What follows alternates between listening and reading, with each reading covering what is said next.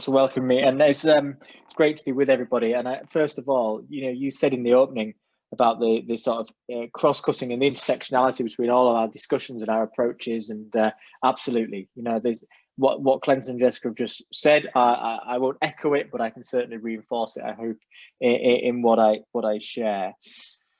And I think what you just said then about actually the answer lying in communities to communities' problems and community challenges, the answer lies in those people and right at the heart of those communities. But often we don't get the chance to hear it. And I think, speaking around natural authority, I think what we need to start to explore first of all is how do we hear those voices? So if we think about our work and the work that we're all collectively involved with, I'm sure, is we need to ask ourselves one question. That question that I'm going to start with is, why are some people heard and some people go unheard? And why often actually is it that for many millions of people who are living on the margins, their voices aren't heard by anyone or anybody, and the knock-on and the impact of that.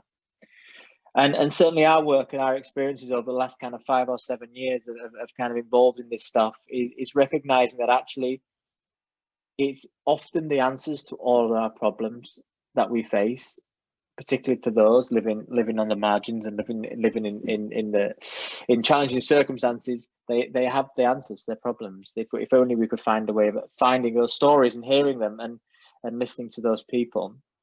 And actually, that's where our work, I think, starts, and that's exactly where my understanding of the work of local area coordination starts. It starts by just listening, and actually listening is it's a powerful act.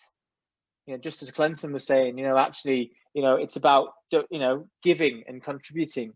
If actually we could find the time and space to sit down with one another and listen to one another, we actually might be able to find time to understand each other a little bit better, so that we can start to hear what life is like for some people. But listening in itself is great, but it's actually not the answer. It's not the only answer. We have to think about what we do with it once we've listened. And certainly community organising's focus is around power and about building power in the places perhaps where that power might not be. And when we go out and when we start to listen to people and we start to understand their stories and hear from them about what life is like for them, what we're often hearing is that people have no natural authority. Well, that's not entirely true. I don't necessarily mean they don't have it, they just don't believe it. And actually, organising is about building possibility and cultures of possibility, where people not only see that change is possible, but they believe it as well, and that believe they can be part of it. So when we're hearing stories from people and we're listening to them about their lives and what it's like, they'll tell us that, well, what can I do that can make a difference? Do you know what? Life's been like this for us for a long time. Nothing changes, nothing ever changes. And I don't believe I can affect any change. And actually, what can I do that? And if I did, nobody else would be involved either. So actually, it's not just about building personal power, it's about building collective power. And I think what the most enlightening thing is for those people involved in organising at the grassroots is when they talk to not just one neighbour, but 20 neighbours, and they say, what would happen if we all came together?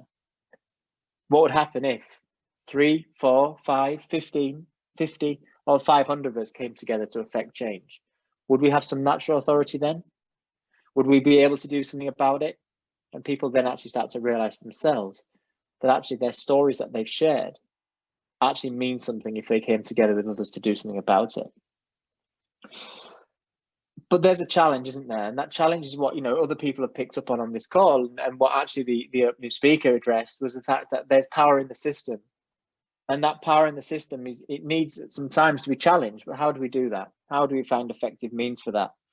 And we all point to COVID, and we all point to and actually how COVID shone a spotlight on the power of communities to self-organize. We've seen it across our own network, and we've seen it across the country, how millions of people came together to act in the best interest of their neighbours, to care for one another, to show solidarity, and to tackle issues that people were facing. And that most of that was, in support for whether that be food or pharmacy runs or whatever that might be. We've seen all of these acts of what we would see as relational power, the relational power of people when they come together. And I know there's other speakers on here, I'm sure, will talk about relationships, so I won't spend too much long dwelling on it, but I do see that there's a relational power when people come together. And I think actually, what the crisis did is it shone a spotlight on that, and it shone a spotlight on the importance of relational power. And look, and so what Jessica, to pick from what Jessica said about this not being leveraged by our services, and actually, you know, and perhaps public services might be deemed irrelevant at times if they can't find a way of connecting with this power in communities. And I agree wholeheartedly. You know, I'm having a number of conversations right now with local authorities who are grappling with the situation that they want to find themselves in to harness the energy of communities. And that's the wrong language.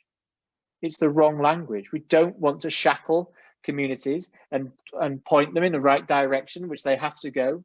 We simply find a need to trust communities and unleash their potential to work with them more effectively. And I think but we're in a situation where a pandemic has created a crisis of legitimacy, and a legitimacy in an established system, which has been challenged.